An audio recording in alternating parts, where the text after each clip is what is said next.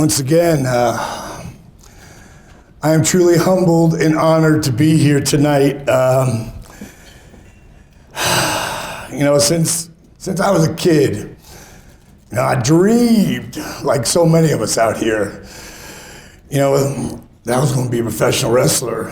When I was 17, the guys I loved, him, Superstar Billy Graham, Terry Funk, Dusty Rhodes, these are guys that pulled me in and said, man, I want to do this. And at 22, I gave it a shot. And it wasn't pretty. I had about 3 matches, and it really didn't work out for me. This is like the biggest moment in my life as far as being accepted by my peers to be brought in and having Jake Roberts pull me in. Dusty Rhodes was supposed to be here because of personal reasons he couldn't. Dusty Rhodes, without Dusty Rhodes, there is no Diamond Dallas Page. He gave me every break I got early on in my life. But when I tried to wrestle when I was 22 and it didn't work out for me, I got my first opportunity to run a nightclub. And it was a small bar, rock and roll, and I got pulled into the booze, the broads, and the party. Nothing bad with that. But I forgot about the dream. And I was like 78, 79, 80, all of a sudden, wrestling in the 80s takes off. And I'm like, oh my God, I was right there. Why didn't I just stick with the dream? I could have been in the middle of it all. It pissed me off so bad I stopped watching wrestling. And then one night, I'm flicking the channels and I see this guy, and he's got these wild glasses, do-rag, he's got the boa on. I'm like, who the hell is this guy?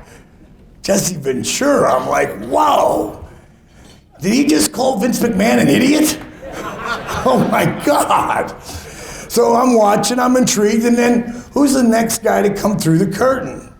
6'6", long hair, rock and roll, stud looking dude, got a bag over what's he got a bag over his back for?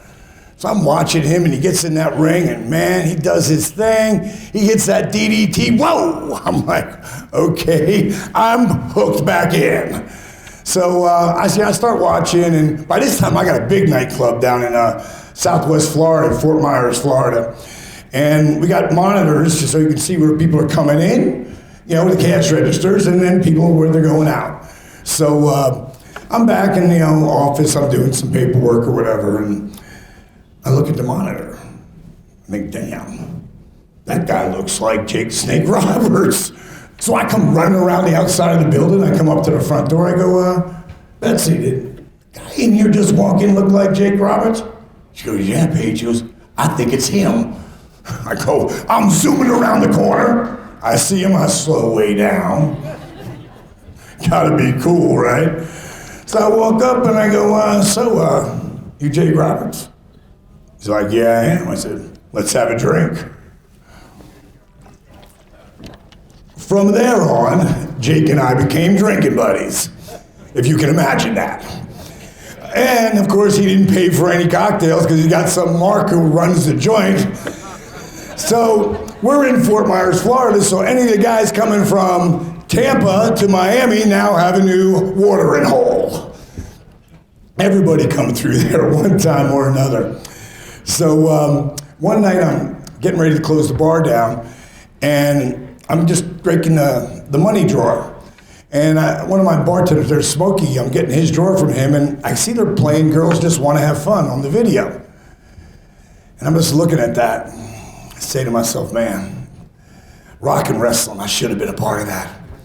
And I walk into the office, and Smokey heard me say it. So now we're all sitting in the back drinking. It's about 2 o'clock in the morning. And he says, hey, Paige J, what do you mean rock and wrestling? What do you mean you should have been a part of that? I said, well, I tried it when I was a kid. He goes, you tried to be a wrestler?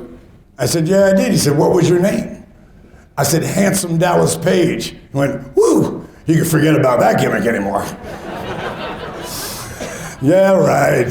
So now we're drinking heavily. We're in for a couple hours there. Money's all cash. And I can't get that thing out of my head, you know? So I said, you know, I'm too old to be a wrestler. I was 31 and a half. I said, I'm too old to be a wrestler.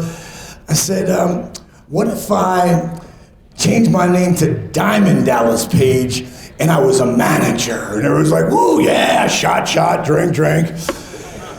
Yeah, I said, you know, Jimmy Hart, he's got the Hart Foundation. I could have the Diamond Exchange. Woo, shot, drink. And I said, you know, there's a lot of girls in wrestling, and a lot of them, you know, are pretty wholesome looking. You know, Miss Elizabeth, beautiful, very wholesome. I said, but what if I had a whole stable of the ladies and I called them Diamond Dolls and they were stripper hot? Smokey goes, oh, that'd be a stretch. And the Diamond Dolls, I'm having fun. I'm just drinking. That's all I'm doing. But I'm writing it all down. And about 3 days later, I did all the radio spots for the club. And 3 days later, this Party News Network calls me up. And they say, you know, we want to do story behind you. And, you know, I would imitate Macho Man. I might have him on the spots. He didn't know it. You know, I'd be pulling different, you know, synthesizer type voices. And they said they want to follow you for the day. So they follow me in my 62 pink Cadillac. They follow me to the studio where I'm just happen to be wearing a WrestleMania t-shirt. Nothing to do with wrestling still. And we're in my office and I'm sitting at that same chair I was drinking in a couple nights earlier. And they said, so in the middle of the interview, they go, so where does the voice come from? And I grabbed those sunglasses and I threw them on and said, the voice comes from Diamond Dallas Page, Dad. I was born to be a professional wrestling manager. And I took them off and I put them down and I kept talking. 2 days later that aired. That afternoon I get a call at at the club, and my girl at the front door says, Paige, there's a call for a Diamond Dallas Page. I pick up the phone, I go, F you, Smokey. I have the phone. She calls back and he goes, it's not Smokey, his name's Smitty, and he's got a radio show. He said, and he wants to put you on it, but if you hang up on him, he's not gonna call back. So I pick up the phone, I go, hello? He goes, yeah, man. He goes, I saw your little thing you do. You're a wrestling manager, huh? I go, no, dude, I don't do it. It was just in my head. And he said, well, you know, I got my own boxing show and I bring wrestlers on now, and I got Captain Lou Albano, who just happens to be someone I love. And I said, wait a minute, you're gonna have Captain Lou Albano on your show? He goes, yeah. He goes, you could come on and be Diamond Dallas Page. I go, but I don't do it. He goes, who cares? It's radio. Yeah, I get to talk to Captain Lou. Boom, I do it. Next time, Sergeant Slaughter's the guy on the thing. I get to talk to Sarge. He was so cool. Get done with this interview, right? Smitty says to me, you know, Paige, you should really do something with this. I go, do what? He goes, I got a friend of mine named Rob Russin. Rob used to be a boxing promoter, but he's helping out the AWA now. He goes, I think if I was you, I'd make some kind of tape up. So I started thinking about it. You'll never know if you don't do this. So I made up a tape, 4 different interviews. I got a buddy of mine who has $1 million lungs to be the Gene Okerlund for me. And I got a guy I create who's they all want to be wrestlers. They had to want to be wrestlers. One guy was Iceman, Rock Hard Rick, his chiseled body. The other one was Big Bad John. And the announcer would go, Big John. I mean, I had this whole thing choreographed, and I had a midget, and his name was Ted E. Bear. And of course, the Diamond Dolls brought him out. So I do all these promos. I put them together and I send them to Rob Russin. Rob calls me up 2 weeks later. He says, Diamond Dallas Page? I said, yes, it is. He says, we want to bring you and your boys in for a tryout. You got to fly yourself into Vegas. You're at the showboat, want to bring all you in. He goes, but we got one question. You know, I've shown your tape around, and a lot of the guys like your stick, but haven't really heard of you. Where are you guys working? Well, that's a problem, Bob. He says, what do you mean that's a problem? I said, none of those guys can wrestle. He's like, what'd you send us a tape for? I said, they all want to be wrestlers, but it's like a secret society. Nobody can figure it out. So I was like, don't call us, we'll call you. And then as fate would have it, and just keep moving forward towards your destiny or your dream or whatever it is, one of the biggest names in the world right now, Paul Heyman, one of the greatest interviewers on the planet, back then was Paul E. Dangerously. And he left the AWA to go to the NWA. And it left a hole there. So 2 weeks later, Greg Gagne calls me up. And he says, okay, Diamond, and I used to wear all those zebra skin jackets and pants and all that crazy shit. I wore that shit in Fort Myers, Florida. And he said, bring all those crazy clothes you got and all that rock and roll stuff and bring a couple of those hot girls and we're gonna give you a tryout. And that's how I got my spot in the AWA. It was like so crazy. And then the next thing I know, I make up a tape and I send it to the late, great Michael Graham in Florida Championship Wrestling. And I got strep throat. It's about 2 a.m. and I get a phone call and I'm letting it go over to the message machine. You remember message machines. So I hear, if the thing goes up, yo, Dallas, it's Michael Graham, pick up the phone. I'm like, Mike Graham, what's he up? Come on, pick up the phone. I got Dusty Rhodes in here. We just got through a case of beer and we're going to start up on some Crown and I want to get you on the phone. Hey, Mike, how you doing? Hey, what's the matter with your voice? I got strep throat. He said, I don't want to hear that. He said, I got Dusty Rhodes here and he's talking about bringing in Humperdinck or Baby Doll, and I told him about you and you're a new fresh face out there, and he goes, I want to give you the opportunity. I want to put you on the phone with him right now. I want you to treat him like the biggest mark on the planet. I'm like, Dusty Rhodes, are you crazy? I can't do that. I got nothing prepared. I go, show him my videotape. He goes, my videotape machine's broken. Next thing I know, I get the phone, and I don't know where I got it, but I went, good God, Dusty Rhodes, the tower of power, the man of the hour, too sweet to be sour, getting funky like a monkey with Diamond Page in Florida, good God. Hello? Dream? Dusty? Are you there? It felt like 5 minutes. And then I heard, was that a recording, kid? I said, no, that's me, man. I just got strep throat, blah, blah, blah. He said, I want you to come on in. I met with him, and I got to meet with him and the late, great Gordon Soley, Steve Kern, and Mike, and they told me, they let me really tell my story.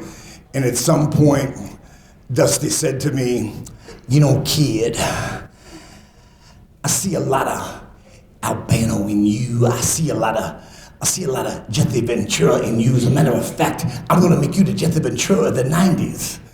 And I swear to God, I said this. I said, Dusty, I don't know a wrist lock from a wristwatch. I can't do that. He said, don't worry about it, baby. Gordon will walk you through it all. And that's what happened, man. The next thing I know, Dusty, he leaves there and he brings me into WCW as a manager. I waited 3.5 years to get to that spot. I finally got there, and he gave me the Freebirds. I was in heaven. I was living the dream. We just won the world titles, and then gave Scott Hall, bring Scott Hall in, and then I figured I made it. I'm going to be one of the top managers in the world. And that's what I was told. Diamond, when you're out there on that ring, with the diamonds and the hair and the broads and the thing, you're a little too over the top for the manager spot, man. How are you too much over for wrestling? So, long story short, I got the friggin', I know, too late.